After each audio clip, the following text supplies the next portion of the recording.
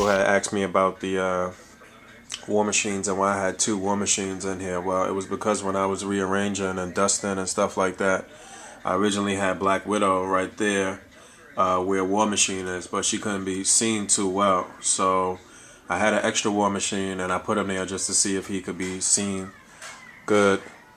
And put Black Widow back here. And I just didn't remove the other War Machine. I was actually going to do like a little contest to see who could figure out what was wrong with it first and maybe give away something, but I just didn't do it. And now I'm just trying to figure out if I want to remove this War Machine or remove this one.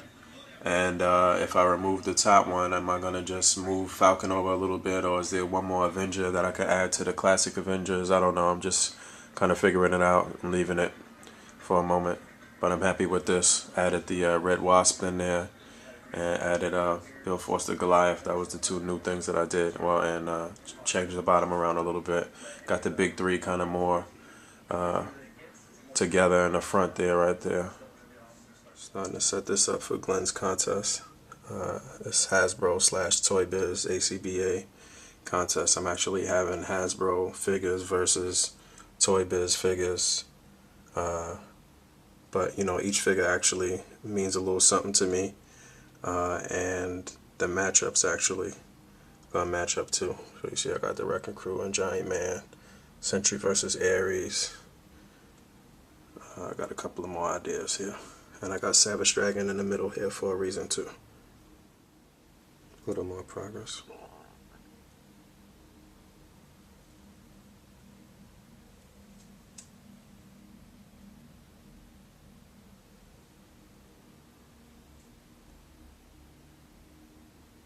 I'm mad annoyed now. I'm at a point where I want to finish, but I had these guys coming down perfectly on here, and then I moved something and messed it up. So I'm trying to finish up. I mean, I had it perfect with them coming down. Totally forgot how this looks without Giant Man in there. Originally I had just put Giant Man in there really just to have him in there to get all my Build-A-Figures in the cases basically, but I actually think it still looks kind of better without Giant Man.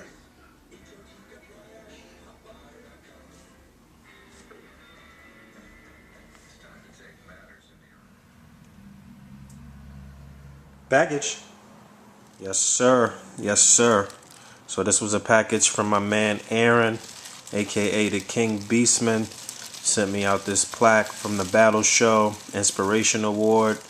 You know, I really appreciate this, man. This makes me feel tremendously good, man. You know, one thing about inspiration or inspiring people, I mean, one of the big things for me, man, I'm gonna have to say this and put it out there, but being a African American collector, somebody that's into comic books and figures and stuff like that, you know, black people, we get the stigma as street folks and thugs and ruffians and what have you, and you don't typically think of a black person as somebody who's into comic books and action figures and stuff like that.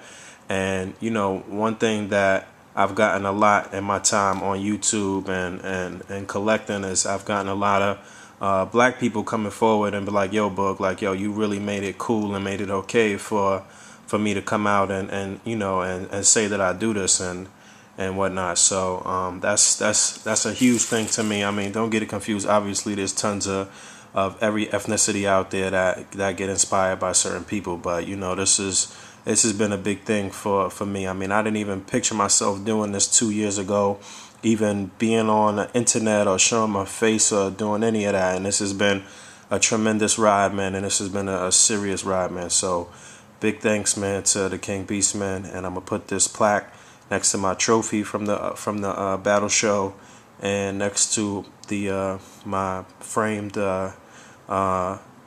trademark papers for articulated comic book art, man. So this is big, man. Big thanks. Alright, so I finished this up. I had to scrap the Spider-Man and black suit of Spider-Man coming down.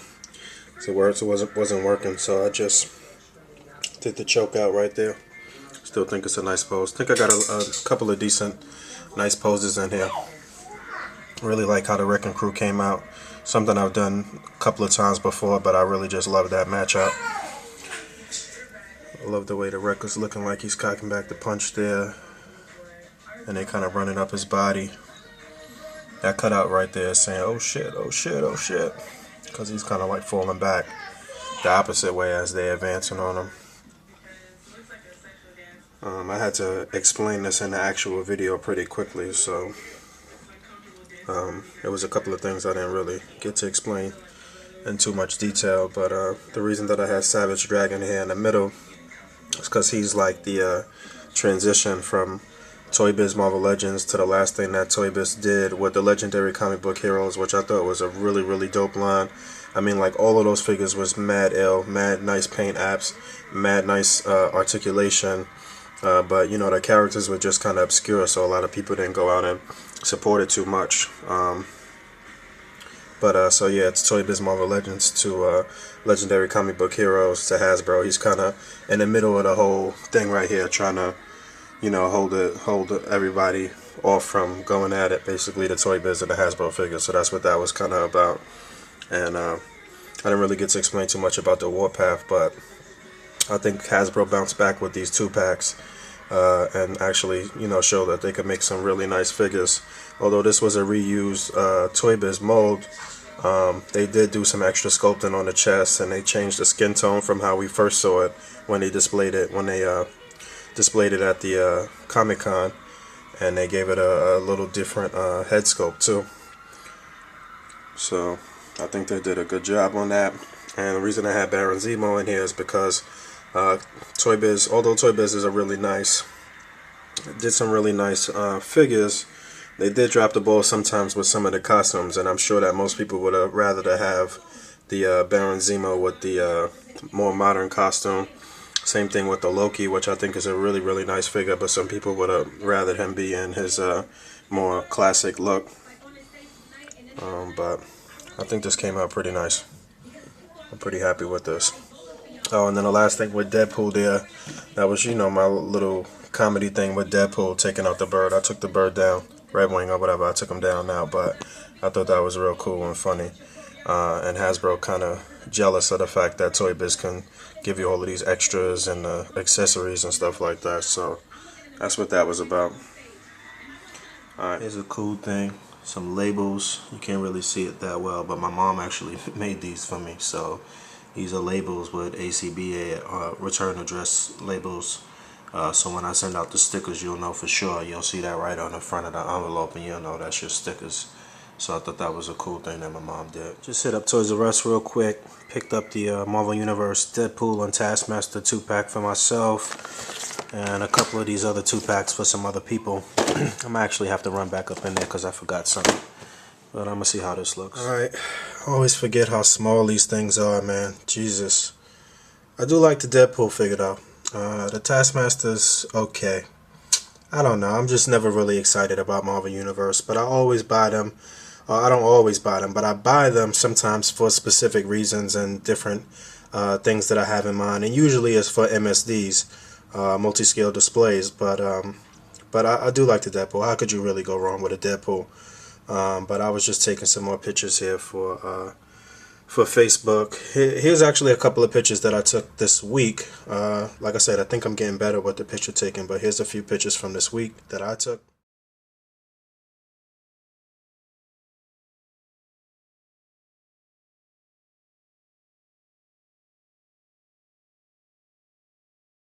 And then here's a few pictures from some other community members. I always try to rip a bunch of pictures and show you guys a bunch of pictures, but for some reason some of them I can't rip, so I end up only showing a few. But here's a few other pictures that were taken this week.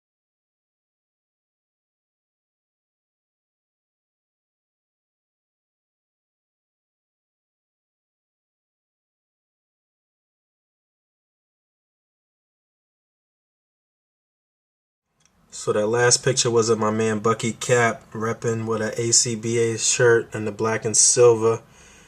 Big shout out to my man Bucky. But this has been another episode of Meantime in Between Time. Please rate, comment, and subscribe.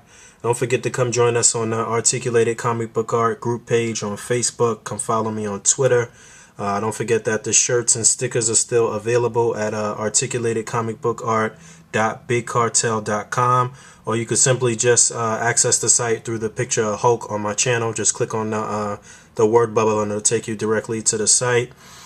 This was a pretty light week. I didn't really do too much in terms of displaying, or really for MTIT. I was just really busy with a lot of stuff for behind the scenes and getting ready for San Diego Comic-Con and making some preparations and doing a lot of things. This coming week should be a little more robust with things happening and with packages. I didn't even really get any packages this week. Well, what else is happening? Oh, this coming week I'm actually going to be making some more music available through Big Cartel, or through articulatedcomicbookart.bigcartel.com. A lot of the music that you hear and some of the traveling scenes for MTIT, and you hear snippets and stuff in other videos that I'll do, I'll be making some of those complete songs available for purchase. And what else is happening? I think that's pretty much it. Like I said, it was a pretty light week. Two big things actually. I'm bugging.